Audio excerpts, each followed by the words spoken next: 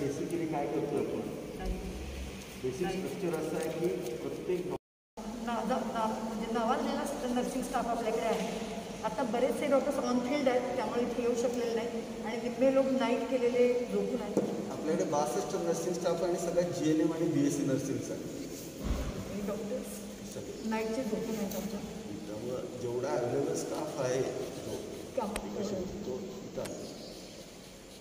काळजी घेतली जाते. आपण जे ऑक्सिजन पुरवतोय त्यासाठी जे पोर्ट असतं तिथे आपण स्टराईल वॉटरच भरतोय. तिथे आपण साधं पाणी भरत नाही आहे, ही पहिली प्रिकॉशन घेतो. दुसरी प्रिकॉशन, जे पेशंट डायबेटिक आहेत त्यांचं स्ट्रिक्टली शुगर चार्टिंग म्हणजे शुगर चेक करत राहणं आणि त्यानुसार गरज असेल तर इन्सुलिन देणं, या गोष्टी आपण फार स्ट्रिक्टली करतो आहे. आणि पेशंट ज्याप्रमाणे आयुर्वेद आणि होमिओपॅथी ब्रांचेसच्या आपण मदत घेतो आहे इम्युनिटी वाढवण्यासाठी, ही पण गोष्ट आपल्याकडे चालूच आहे. त्यामुळे म्युकॉरमायकोसिसचा बाकीच्या भागापेक्षा फार कमी प्रमाण आपल्या इथं आहे. आणि आपण स्टिरॉइडचा एकदम नगण्य वापर करतो, मी कमी करतो आहे. जसे प्रोटोकॉल आहेत फक्त मॉडरेट आणि सिव्हिअर केसेससाठी आपण प्रत्येक पेशंटला स्टिरॉइड देत नाही आहोत. फक्त ज्यांना ऑक्सिजनची गरज लागते त्यांना स्टिरॉइड चालू आहे. एक गोष्ट सांगायची, चर्चेचा विषय झालेला आहे. तर ही प्रतिकारशक्ती आपली नैसर्गिक निसर्गाला जन्मापासूनच दिलेली असते. ती मेंटेन ठेवण्यासाठी किंवा रोगाच्या विरुद्ध लढण्यासाठी त्याचा फायदा खूप मोठा होतो. तर आम्ही होमिओपॅथी शास्त्रानुसार बेसिक आजाराशी लढण्यासाठी जी प्रतिकारशक्ती लागते ती ॲक्टिवेट करण्यासाठी या औषधाचा उपयोग खूप चांगल्या प्रमाणात घेतलेला आहे. हा साहेबांच्या मदतीनुसार आपले इथेचे सगळे पेशंट आहेत, जे रिकव्हरी रेट चांगला आहे त्याचं ते एकसुद्धा बेसिक कारण आहे. जर तुमची प्रतिकारशक्ती चांगली आहे तर सगळी बाकीची औषधं चांगली ॲक्शन करू शकतात आणि पेशंट मेंटली आणि फिजिकली दोन्ही व्यवस्थित राहू शकतो. कारण ह्याच्यामध्ये मेंटली पेशंट मेंटेन करणं हे सुद्धा खूप मोठं काम आहे. पेशंट डिप्रेशनमध्ये जातात, इथे एकटे असतात, जेवणाचे प्रॉब्लेम मनाविरुद्ध काही गोष्टी होत असतात. मलाच हे का झालं, त्याला का नाही झालं, मला इतकं का झालं, मला ऑक्सिजन का लावावं लागतो. साधारण ओल्ड एजचे जे जुन्या पिढीतले पेशंट आहेत ते मास्कसुद्धा तोंडावर ठेवत नाहीत, तोडून टाकतात, श्वास घेता येत नाही तरीसुद्धा. तर हा सगळा त्याचा डिप्रेशनचा किंवा एन्झायटीचा हा जो विषय आहे तो होमिओपॅथीनं चांगल्या पद्धतीने हँडल केला जातो आणि आपण त्यामध्ये चांगले सक्सेस झालेलो आहोत. आणि साहेबांनी जे काही तर आम्हाला सहकार्य केलं होतं, तुम्ही औषधं वापरा आणि हे सगळं केलं त्याच्यामुळे आम्ही त्यांचे आभारी आहोत. नमस्कार, मी डॉक्टर दुर्गे. साहेबांनी गुरुवारला हॉस्पिटलची डोनेशन किंवा आर्थिक व्यवहार कमी इथं बोलतो आहे. इथं खरं तर फार नाममात्र पैशामध्ये 5 ते 6 हजारामध्ये औषधाच्या खर्चाला पैसे टाकून आणि पेशंट बरा होतं. काही वेळा रेमडेसिवीर लागले की 10 ते 15 हजारापर्यंत जातो. तरीसुद्धा काही पेशंट एवढे गरीब असतात की ज्या पेशंटला 1 रुपया इथं लागायचं हे नसते. बरेच जण आता कोरेगावात मतदारसंघातून आमची जाहिरात असते जे डोनेशन देण्यासाठी पूर्णपणे साहेबांच्या देत असतात.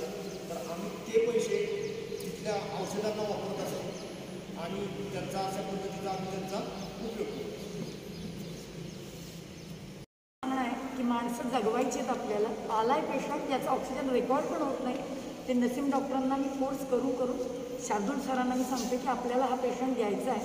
अक्षरशः ऑक्सिजन लावता गेलेले आहेत पेशंट, पण आम्ही 20 ऑक्सिजनवर आला आणि किती सिरियस आणि किती वय असेल तर आम्ही तो पेशंट घेतो आणि आम्हाला घ्यावाच लागतो. जोरदार सुरू केलं. त्यावेळी 1400 लोक ट्रीट केले आणि मार्चच्या सुरुवातीला कोरोना कमी आला म्हणून वाटलं आता संपला. पण एप्रिलमध्ये एवढी मोठी लाट आली आणि वेळच मिळाला नाही, हे वितरण मिळालं नाही. मग आम्हाला कोरेगावच्या सरकारी दवाखान्यामध्ये हॉस्पिटल इमर्जन्सीमध्ये सुरू करावं लागलं. त्यानंतर हे जित्राज सुरू केलं. कोरेगावच्या सरकारी दवाखान्यात 122 बेड आहेत, या जित्राजमध्ये 100 बेड आहेत. तिसरं सेंटर सिद्धेश्वर कोविड सेंटर आपण सुरू केलं आंबवड्याला आणि आता 4थं तयार होत आहे चिमणगावला 30 बेड. तर इथं आम्ही अंदाजे 925 पेशंट ट्रीट केले. आरेच कोरेगावला 628, आंबवड्याला 25, जितराष्ट्र 272 बरे झाले.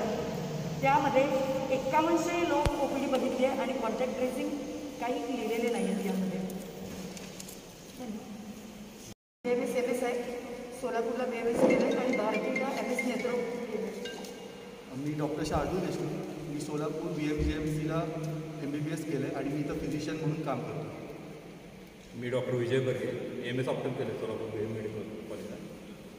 माझी प्रॅक्टिस आता मित्रधर्मी. Master doctor Naseem BMS Ayurveda Beed. मी डॉक्टर प्रिया महेश शिंदे. मी आयुर्वेदाचार्य आहे आणि आर्यंग वैद्यक महाविद्यालयातून BMS. मी डॉक्टर आर्य. मी थर्ड इयरला आहे, मेडिकलला आहे, MBBSला कृष्णा कराडला आहे. मी इथे मदत करतो जेवढी माझ्याकडून होऊ शकेल तेवढी. मैं डॉक्टर अमन करी पिंपरी चिंचवड डॉक्टर प्रणव ने BHMS from Parbhani. Doctor Sunil धागे BHMS फ्रॉम परभणी. तर त्याला 100% जर ते रेमडेसिवीर द्यायला आलं तर ते पेशंट तो दगावतोय. तेच की आता हे जर 40 मिलीग्राम तुम्ही मेथिलपेंटासोलवर देता तर काय प्रमाण खूप जास्त दिलं जातं स्टिरॉइड. खूप तिथं एक तर डायबिटिक पेशंटची प्रतिकारशक्ती आधीच कमी असते, त्याचा बाकीचे आजार आता शुगर वाढलेले असते, त्यात तुम्ही हायर अँटीबायोटिक्स देता, हाय स्टिरॉइड देता, प्रतिकारशक्ती राहिलीच तर त्याच्याकडे काय. या गोष्टी तज्ज्ञ डॉक्टरांची कुठेतरी कमतरता ह्या मी जाणवतो. म्हणजे ज्या ठिकाणी तो आहे म्हणजे मार्गदर्शन व्यवस्थित याला वरून खाली व्यवस्थित द्यायला पाहिजे. जे प्रोटोकॉल सांगतं वरून आपल्या स्टिरॉइड द्या, ते स्टिरॉइड कुणाला किती द्या, कुठल्या पेशंटला कसं द्या, हे खूप महत्त्वाचं आहे. सरसकट देतं आला पेशंटची स्टिरॉइड करायचं असं काहीतरी रुटीन झालं. त्यात कसं होतं, व्हायरस खुश, पेशंट खुश, डॉक्टर खुश, सगळेच खुश होतात त्यात स्टिरॉइडमुळे. पण त्याची शरीराची वाट लागते शंभर. आयुर्वेदाचार्य. मी इथे जितराजमध्ये जे कोविड सेंटर सुरू आहे तिथे व्यवस्था बघते आणि आयुष मंत्रालयाने ज्या कोविडसाठी आपल्याला मार्गदर्शक तत्त्व दिलेली आहेत त्याप्रमाणे आपण इथे पेशंटला पाहतो. प्रथित समीर जमदग्नी हे जे वैद्य आहेत त्यांनी मागच्याच कोरोना काळात संशोधन करून रसमाधव आणि माधव रसायन ही 2 आयुर्वेदिक औषधं कोरोनासाठी संशोधन केलेलं आहे आणि त्याचा आम्ही मागच्या वर्षीपासून वापर करतो आहे. आणि कोरोनामध्ये प्रतिकारशक्ती कमी झालेली असते व्यक्तीची आणि रसवह स्रोतस, प्राणवह स्रोतस आणि रक्तवह स्रोतस या स्रोतसांना बल देणं, प्रतिकारशक्ती वाढवणं आणि शरीरामध्ये जी सूज येण्याची प्रक्रिया प्रचंड प्रमाणात वाढलेली असते त्यावर नियंत्रण करणं, या प्रकारे ही औषधं काम करतात. आणि जितराजमध्ये आम्ही हे पाहतोय की रिकव्हरी रेट आम्ही जेव्हापासून हे वापरतोय आणि शृंगारी काढा ही 3 औषधं आपण मार्गदर्शनाप्रमाणे वापरतो आणि आमच्या असं लक्षात आलेलं आहे की पेशंटचा रिकव्हरी रेट त्याप्रमाणे वाढतो आहे. ऑफिसर के हैसियत से काम करता हूँ. जो प्रॉब्लम्स हैं फ़िलहाल रूरल एरियाज़ की वो एक्चुअली यहाँ पे फेस होती हैं. पेशेंट फर्स्ट थिंग सुनता नहीं, उनको 2 दिन अगर ट्रीट किया उनको थोड़ा सा अच्छा लगा तो फिर शुरू हो जाता है कि मैं ठीक हो गया. जो कि कोविड में स्टार्ट में तो पहले तकलीफ नहीं होती, फर्स्ट वीक जैसा सर ने बताया. फर्स्ट वीक के बाद असली जो तकलीफ है वो स्टार्ट होती है. अब फॉर एग्जांपल पेशेंट आया 3rd डे 4th डे, थोड़ा सा धाप लग रही है, थोड़ा सा बुखार है, हमने इंजेक्शन स्टार्ट किए, उनको थोड़ा अच्छा लगने लगता है. देन जैसे इसकी हम ठीक हो गए, अब हमको छोड़ दो. इस कंडीशन में मास्क नहीं लगाना, सुनना नहीं कि उल्टा सो, वो बोलते इससे कुछ नहीं होता है. सबसे ज़्यादा प्रॉब्लम होता है बूढ़े लोग, वो बिल्कुल मास्क नहीं रखते. कुछ तो पेशेंट्स ऐसे हैं वो बोलते हैं मास्क नीचे लेने के बाद हमको अच्छा लगता है और मास्क मुंह पे लगाए तो तकलीफ होती है, हमारा दम घुटता है. तो ऐसे फील्ड में बहुत से प्रॉब्लम्स हैं जो आ रहे हैं face, but we are trying our best to cope up with it and will give our best. Sir हैं, सर के हेल्प से चल रहा है सब आगे. अच्छा 3 4 14 सेंटर ऑन द वे है, 3 सेंटर्स चालू हैं. मेरा ऐसा मानना है कि बाकी के लीडर्स जो हैं अगर इनके जैसा अगर फुटस्टेप लेके आगे चले, नहीं sir, that is a fact sir, that is a fact. अगर ये सेंटर नहीं होता, मैं पुणे से हूँ, मुझे यहाँ कुछ पता नहीं था, मैं जस्ट सर ने बुलाया आया था करने के लिए. ऑलमोस्ट इस वेव में 800 से 900 लोग में से आधे तो मर जाते हैं बिना ऑक्सीजन के अभाव के, क्योंकि यहाँ पे ऐसी कंडीशन थी 60-40 पे पेशेंट आते थे सैचुरेशन लेके. वो उनको अगर ऑक्सीजन नहीं मिलता तो आई गारंटी वो बचना उनका मुश्किल था, क्योंकि पूरा सतारा पैक था. पेशेंट्स आके पैर पे गिर जाते थे, साहिब गया, मैम है, ताई गया, साहिब गया. और मैं ऐसा रहता था कि क्या करूँ, 40 और we don't have ventilators, we just have BiPAPs machine. But फिर भी हमने लिया और काफ़ी अच्छा रिस्पॉन्स भी मिला पेशेंट का. बट अगर ये 3 सेंटर्स नहीं होते तो मेरा तो मानना है कि काफ़ी ज़्यादा कॅज्युअलिटीज होती यहाँ पर. एक खास करून आता इथे जे आता तुमचा मग 3ऱ्या वर्षात तुम्ही आहात, तर तुमच्यासारखे असे किती आणखीन या ठिकाणी खराब हॅवंट डिनाईड एनी येतो आहे. वी नो अगर जर आम्ही नाही घेतलं तर तो ॲम्ब्युलन्समध्ये जाईल किंवा रोडवर जाईल. We don't have any options. We have to take. जागा आहे. इवन दो मी चेअरवर बसून ऑक्सिजन लावून ठेवलेत काही त्या पेशंट्सना तिथं आरेस्टला असताना. पेशंट जमिनीवर गाद्या टाकून ऑक्सिजन लावून ठेवलेत. इतकी भयानक कंडिशन होती यावेळेला. बट खूप चांगला जे होतं आहे ते स्मूथली चालू आहे. आणखी वाटते कमी साधारण तर कमी येत नाही. आम्ही वाटलो आहे की कधी कमी होईल. साहेब रोज सकाळी आम्ही त्यांना दूध, अंडी, उपीट, शिरा, उपमा अशा पद्धतीनं देतो. नंतर 12 वाजता 2 भाज्या, डाळ, भात, चपाती अशा पद्धतीनं जेवण देत असतो. त्याच्यानंतर 4 वाजता काढा, अंडी, चहा असं देतो. त्यानंतर रात्री 8 वाजता जेवण, 2 भाज्या, डाळ, भात असं त्यांना देत असतो. रात्री 10 वाजता दूध नंतर देतो हळद टाकून. आणि हे सर्व भाजीपाला हा आम्ही सेंद्रिय पद्धतीचा वापरतो. हा पूर्ण भाजीपाला हा कनेरी मठातून आम्ही आणतो. त्यानंतर गांग्याचं तेल आम्ही वापरतो याच्यासाठी. त्याच्यातून कसे सकस आहार पेशंटला देतील हे आम्ही करत असतो. अशा पद्धतीनं जेवणाचं नियोजन आम्ही करत असतो. आता होऊन गेलं कोविड चाचणीमध्ये जे म्युकोरमायकॉसिसचं प्रमाण आहे त्याला कसं आपल्याला प्रिव्हेंट करता येईल आणि त्याचं ट्रीटमेंट आणि हे त्याबद्दल थोडंसं माहिती देऊ. तर म्युकोरमायकॉसिस हा फंगल इन्फेक्शन आहे.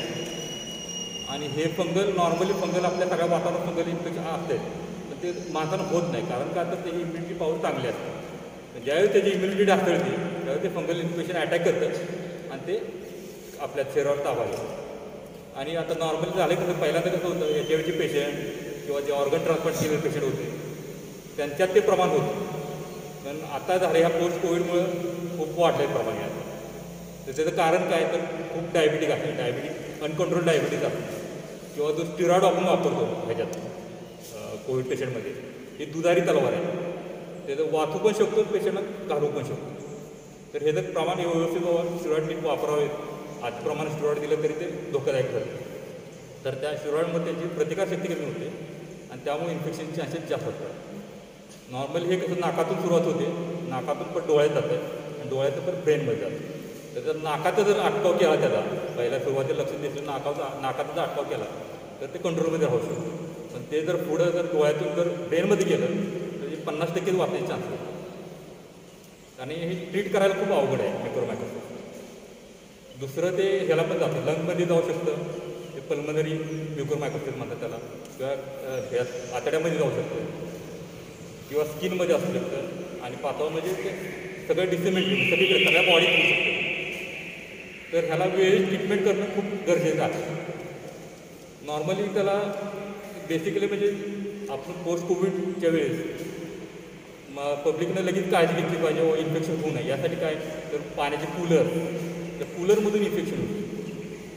पाण्याचे जे कूलर असतात पाणी हे तर त्याने इन्फेक्शन होऊ शकतं. तर हे टाळायला शक्य फॅन चालू असावा. दुसरी गोष्ट म्हणजे हे त्यांचं शुगर व्यवस्थित कंट्रोलमध्ये पाहिजे. लगेच बाबा झालं की एक्सरसाइज सुरू करणे, शुगर कंट्रोल करणे, स्टिरॉइडचं फटशी वापर हळूहळू लगेच थांबावं, स्टॉप करावं. स्टिरॉइडनं तुमची 100% प्रतिकारशक्ती कमी होते. आणि हे इन्फेक्शनचं मेन कारण स्टिरॉइड वापर. स्टिरॉइड वापरावेत तर प्रमाण अगदी व्यवस्थित आलं पाहिजे. तुम्ही आता जे म्हणला की स्टेरॉइड जे आहे ते दुधारी तलवारीसारखं काम करते, तसंच की रेमडेसिवीर इंजेक्शन पण तितकंच चांगलं आहे तितकंच घातक पण आहे अशी चर्चा आहे की असं प्रश्न ते तसं नाही. रेमडेसिवीर कसं किडनीवर परिणाम करतच त्याचं. प्रत्येक गोळीला साईड इफेक्ट आहे. 100% लक्षात ठेवा. एव्हरी पिल हॅज एन इल. प्रत्येक गोळीला साईड इफेक्ट आहे. कुठली गोळी आहे असं म्हणजे त्याचा वापर कसं किती प्रमाणात करावा हे प्रत्येकाने ठरवलं पाहिजे. म्हणजे त्याचं तुम्ही हा मुद्दा मांडताय की या औषधाचा या साईड इफेक्ट आहे मला मान्य आहे. पण कोविडच नाही, कोविडच्या आधी असे किती आजार होते जे तुम्ही पॅरासिटेमॉल एक खाता तरी पण किडनी खराब होऊ शकते. तुम्ही जाता डोकं दुखतंय माझं पॅरासिटेमॉल द्या त्यांनी किडनी खराब होते.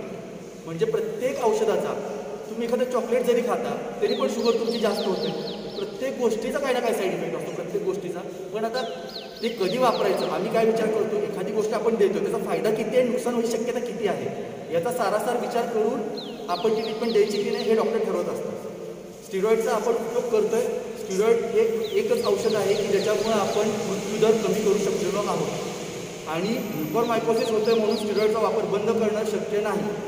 जर स्टिरॉइड वापर बंद केला तर मृत्यूदर हा खूप वाढेल आणि म्युकरमायकोसिस होणाऱ्याचं प्रमाण आहे, मान्य आहे. जर स्टिरॉइडचा प्रमाण वापर केला, प्रमाणात व्यवस्थित वापर केला तर त्याचा काहीच प्रॉब्लेम फक्त त्याला व्यवस्थित अगदी हे केलं. मॉडरेट आणि सिव्हिअर केसेस म्हणजे ज्यांचा स्कोअर 8 ते 9च्या वरती आहे, ज्यांना O2 रिक्वायरमेंट आहे किंवा चालल्यानंतर दम लागतो, अशा लोकांना स्टिरॉइडचा वापर कमी कालावधीसाठी केला तर तो फायद्याचा ठरू शकतो. आपण स्टिरॉइड कमीत कमी वापरतो आहोत, पण काही गोष्टी, एखादी गोष्ट चांगली करण्यासाठी काही आपल्याला ते तोटे काही असतात, काही आपल्याला किंमत चुकावी लागते, त्यातला प्रकार आहे. आणि फक्त कोविडच्या दृष्टीनं बघू नका, आता पण ही सगळी मेडिकल म्हणजे सगळं कन्सेप्ट आहेत तेच असे आहेत. एखादी गोष्टीचा दुधारीच असते प्रत्येक गोष्ट, त्यामुळे ह्याला आपण स्टिरॉइडला नावं ठेवण्यात वगैरे काही अर्थ नाही आहे. जेवढी मदत करता येईल तेवढी मी करतो. पेशंटचं काउन्सिलिंग करणे, O2 मास्क लावण्याचा काय फायदा आहे त्यांना, जर ते पालते झोपले, जेवढा वेळ पालते झोपेल तेवढा वेळ त्यांच्यासाठी चांगला आहे हे मी त्यांना सांगत असतो. त्यांचे डायटरी सजेशन जे आहेत की गोड खाऊ नये, गोड खाण्याने प्रतिरोधशक्ती पडते, हे मी करायचा प्रयत्न करतो. त्यांच्या औषधाचं मॉनिटरिंग करणे, ऑक्सिजन बघणे. MBBS स्टुडंट आहे थर्ड इयरचा. पहिली लाट आणि दुसरी लाट इक्वल आल्या, काही ठिकाणी चौपट पण आल्या. पण भारतामध्ये साधारणतः तिप्पट तीव्रतेची लाट होती. तिसरी लाट ही कशी येईल हे कोणीही सांगू शकत नाही, ते इंटरप्रिटेशन करू शकत नाही. पण आपण कार्यरत राहिलं पाहिजे.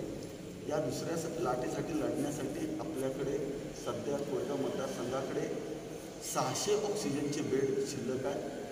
600 बेडमध्ये आपण खाजगी आणि आपले DCSCचे 3, आमच्या 3 DCSC कोरेगाव मतदारसंघामध्ये आहेत. संपूर्ण कोरेगाव मतदारसंघामध्ये कार्ड सिद्धेश्वर कोविड हॉस्पिटल सोडून कुठलेही DCSC नाहीत. विलगीकरण कक्ष भरपूर आहेत आणि खाजगी हॉस्पिटल्स आहेत. याची सगळ्याची संख्या 600 बेड आहे. ही संख्या वाढवून आम्हाला किमान 900 करावी लागेल तिसऱ्या लाटेसाठी. तर आम्ही या ठिकाणी होणाऱ्या मोठ्या प्रमाणावरती जीवितहानी टाळू शकतो असं मला वाटतंय. आजपर्यंत पत्रकार मित्रांनी प्रचंड साथ दिली. लोकांचा अवेअरनेस हा फार महत्त्वाचा होता. बऱ्याच ठिकाणी उलट्या सुलट्या चर्चा चालायच्या, पण कोरोना काही हा कोणाला कधीच कळला नव्हता. त्याच्यामुळं लोक घाबरून घरात बसायचे. पण आता कोरोनाचं सगळं आपल्याला जवळजवळ कळलेलं आहे. तर पत्रकार मित्रांची पण जबाबदारी खूप मोठी कोरेगावमध्ये त्यांनी चांगली भूमिका या ठिकाणी कोरेगाव मतदारसंघामध्ये पार पाडली. माझ्या सगळ्या पत्रकार मित्रांनी आजपर्यंत जे जे आम्हाला माहिती द्यायची होती ती माहिती प्रामाणिकपणे जनतेपर्यंत पोहोचवलेली आहे. मी त्याबद्दल सर्वांचे गुण व्यक्त करतो. आणि इथून पुढं सुद्धा जे काही नवीन माहिती येईल ती म्युकरमायकोसिससाठी सांगितलं, हे फार महत्त्वाचं आपण जनतेला कळवणं गरजेचं आहे. म्युकरमायकोसिस हा रोगप्रतिकारक क्षमता कमी झाल्यामुळं होतो आणि पेशंट घरी गेल्यानंतर होतो.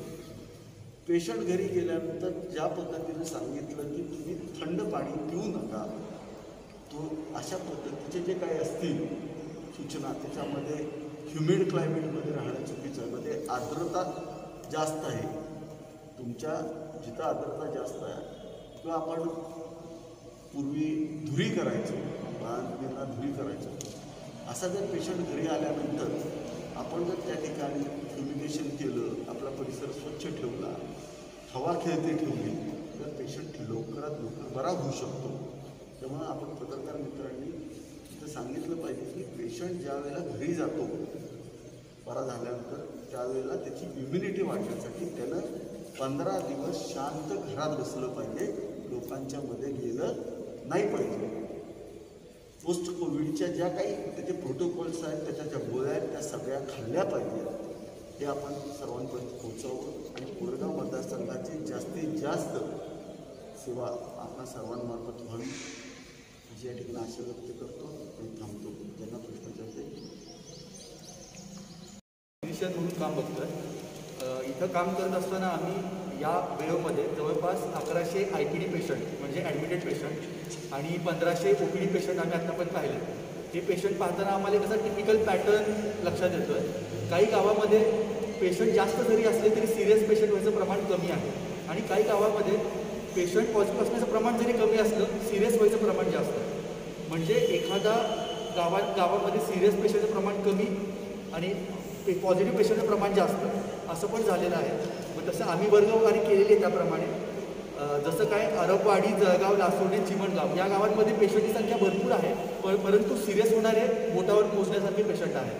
तर काही अशी गावं आहेत सांगवी, एकंबे, हातगुण, पुसेगाव, वेठणे यासारख्या ठिकाणी पॉझिटिव्ह जेवढे आहेत त्याच्या प्रमाणामध्ये पेक्षा कितीतरी पटीने जास्त पेशंट सिरियस होत आहेत. म्हणजे सपोज 100 पेशंट पॉझिटिव्ह असतील तर त्यामधले सिरियस व्हायचं प्रमाण की 30 ते 40% लोक सिरियस होऊन येत आहेत. याचं कारण काय असावं? व्हायरसची वागणूक आहे, वेगळा स्ट्रेन आहे, हे आपल्याला त्यासाठी पुढचा अभ्यास करावा लागेल. परंतु आणि काही गावं अशी पण आहेत आझादपूर, अबुलेवाडी, कुंभे, भूत, मोर, डिस्कर, खटाव की जिथे पेशंट आहेत आणि त्याच प्रमाणामध्ये सिरियस पेशंट येत आहेत.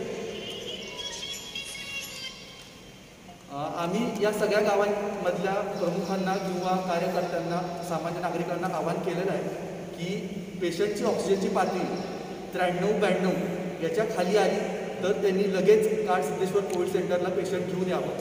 कारण एकदा पेशंटची ऑक्सिजनची पातळी 90च्या खाली गेली तर पुढचे उपचार करणं अवघड असतं, खर्चिक असतं आणि वेळखाऊ पण असतं.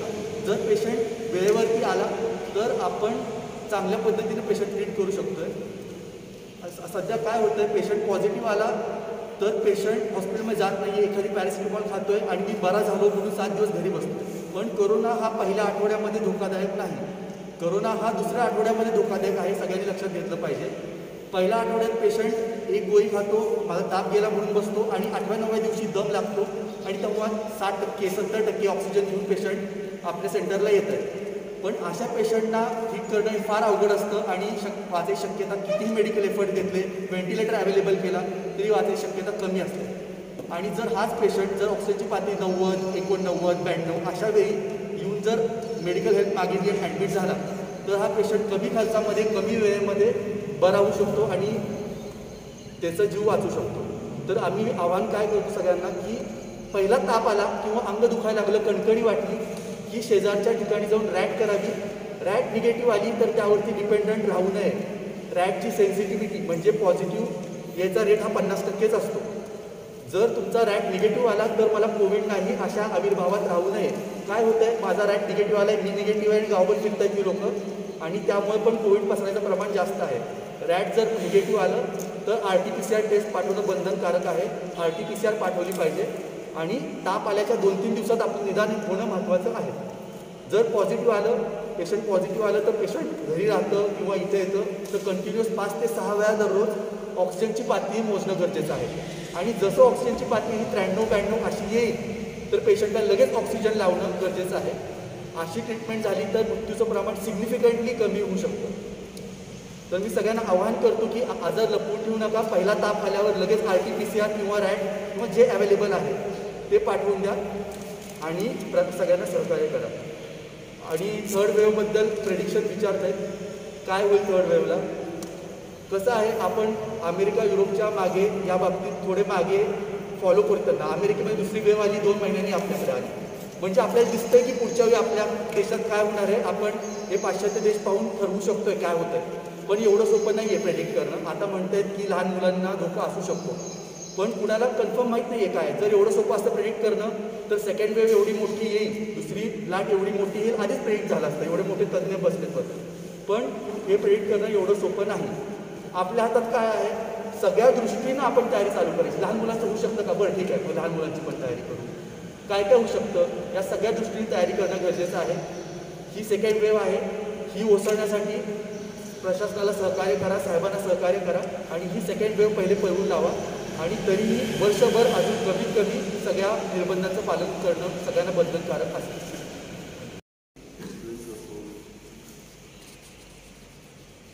मतदारसंघात आपण मागच्या वेळेला पण सांगितलं प्रोटोटाईप घेऊन आम्ही पुढे आलो. कोरोना कशा पद्धतीनं आपण ट्रीट केला पाहिजे. पहिल्यांदा काही लोकांची, समाजातल्या काही लोकांची काही फसगत होते. कोरोना केअर सेंटर आणि PCHC यातला फरक लक्षात येत नाही. कोरोना केअर सेंटरला पेशंट पाठवू नका असं सांगतो. त्याचं कारण असं आहे, पेशंटची वर्गवारी करा. जर पेशंट चांगला असेल, कम्फर्टेबल असेल, 98 ऑक्सिजन असेल आणि जर तो पेशंट जर तुम्ही पाठवला कोरोना केअर सेंटरला तर ठीक आहे, त्या ठिकाणी आपण कोविड केअर त्याची घेऊ शकतो. 98 ऑक्सिजनचा स्कोर 1 किंवा 2 आहे, फिजिकली चांगला आहे, आपण घेऊ शकतो.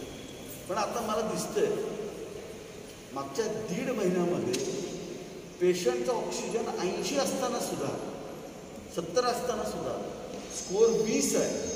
अशा स्थितीमध्ये काही पेशंट हे कोविड केअर सेंटरला पाठवलेले आहेत आणि त्या ठिकाणी 3-3 दिवस राहिल्यानंतर ते पेशंट तिथं मेलेले पण आहेत. ते ज्यावेळेला आमच्याकडे येतात, आता मागच्या काही दिवसामध्ये मी पाहतोय, 1 महिन्यामध्ये पाहतोय, पेशंट इतक्या वाईट कंडिशनमध्ये येतात ते फक्त कोविड केअर सेंटरमधून येत आहेत. तर हे पहिल्यांदा या फील्डमध्ये काम करणाऱ्या आमच्या राजकीय नेत्यांनी पण लक्षात घेतलं पाहिजे, आमच्या गावच्या सरपंचांनी पण लक्षात घेतलं पाहिजे की आम्ही पेशंट एका कुणाच्याकडे तरी दिला आणि तो बरा होतो असं नसतं. त्याची वर्गवारी काय आहे? आपण प्राथमिक आरोग्य केंद्रात दिला, त्या ठिकाणी ऑक्सिजनची सोय आहे का? त्या ठिकाणी रेमडेसिवीर मिळू शकतं का? त्या ठिकाणी फिजिशियन उपलब्ध आहेत का? याचा अभ्यास होणं गरजेचं आहे.